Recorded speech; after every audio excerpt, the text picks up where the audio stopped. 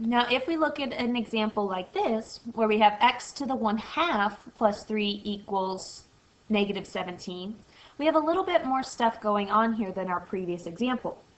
But what we need to do is we need to get that x by itself first. So we need to subtract the 3 over to the other side,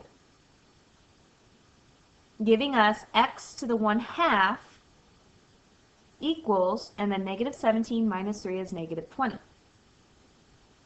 Now we're going to do like what we did before. We're see how we have a fraction exponent? What we're going to do is we're going to raise it to its reciprocal power.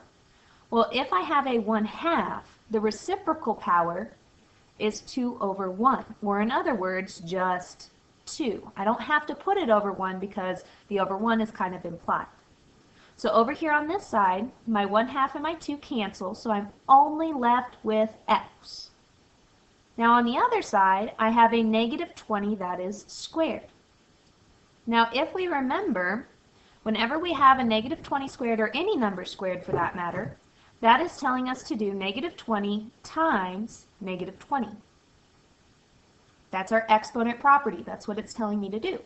So if I do negative 20 times negative 20, I end up getting an answer of x equaling a positive 400, because a negative times a negative is a positive. Now this would be an example that you could take it right from this point and enter it into your calculator, and it would give you a nice pretty whole number, which is what we could do. No problem, you can enter it into your calculator if you want to. But remember, if we get a situation where we enter it into our calculator and we get a decimal like what we did on the number 1, we cannot leave it that way. But this one, we could put this in our calculator, and we end up getting our answer of x equaling 400.